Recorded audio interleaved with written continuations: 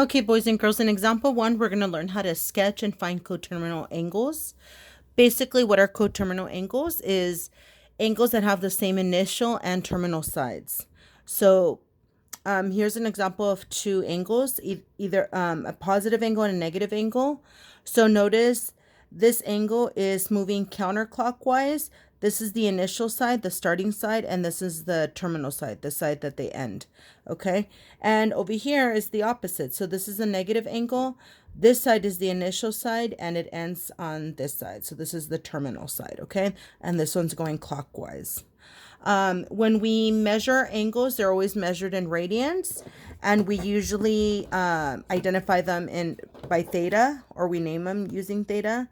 And you can find your coterminal angles by either adding 2 pi or subtracting 2 pi. And the reason why we use 2 pi is because a full revolution is defined by 2 pi. Okay? All right, so let's start with our first example.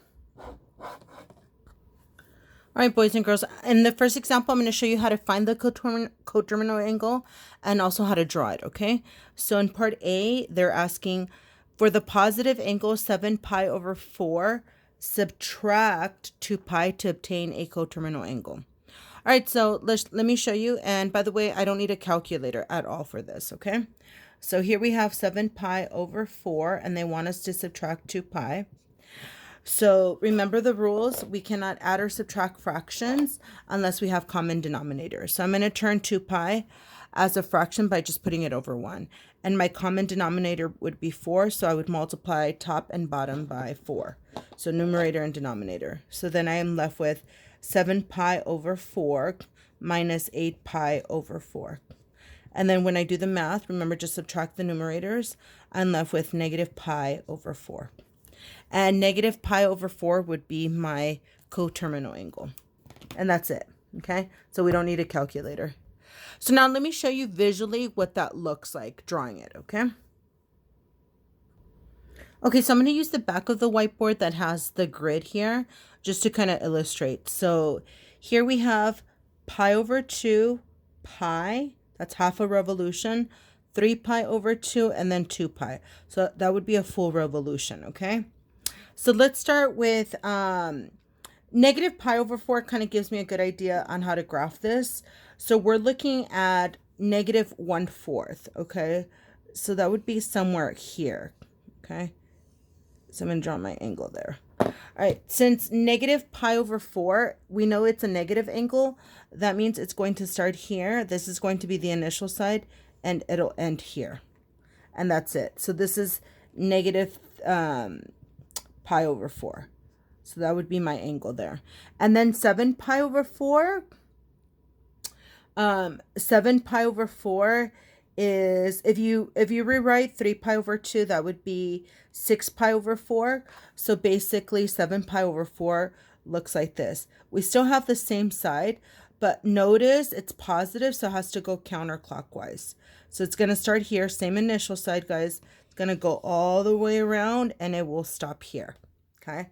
So it's not a full revolution, not quite, okay? So this is what it looks like visually. All right, perfect. Let's move on to the next example. Okay, so in part B is very similar to example A. They're asking you for the positive angle 5 pi over 6, subtract 2 pi to obtain a coterminal angle. Okay, awesome. So we're basically going to do the same thing. So 5 pi over 6 minus 2 pi. And then, of course, get our common denominator, which is 6. So we're going to multiply numerator and denominator by 6, which gives us 5 pi over 6 minus 12 pi over 6. And if we subtract, we end up with negative 7 pi over 6. Okay? And this is our coterminal angle. So now I'm going to show you how to graph both of these.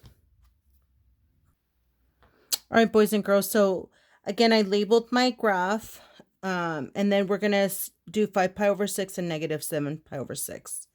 So I'm actually going to start with the negative. So negative 7 pi over 6, it's a little bit more than half because here we have a whole, which would be 6 over 6. But then we need a little bit more, 1/6. Okay.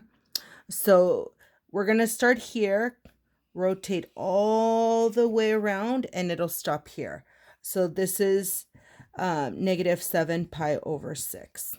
Okay. And now we're going to graph 5 pi over 6. Okay, so this one did half a revolution plus a 6. So what we have here left is 2 6. So pi over 2 would be equivalent to 3 over 6 plus this 2 over 6. I know you're probably wondering what's going on. I'm looking at basically equivalent fractions, okay? So same initial point, guys, but we're going counterclockwise. So that would be it, okay? So this side would be 5 pi over 6. And these are the coterminal angles, okay? All right, let's move on to the last example. Okay, boys and girls, in part C, it's a little bit different. Now they're asking for the negative angle, negative 3 pi over 4. Now they want you to add 2 pi to obtain a coterminal angle, okay? But basically, it gets worked out the same. So negative 3 pi over 4 plus 2 pi. We want to find, again, common denominator. So now I have negative 3 pi over 4 plus 8 pi over 4. And that'll give me 5 pi over 4. Okay? I just kind of breezed through it, but I'm hoping by now you could see how fast it is. And I know some of you know shortcuts.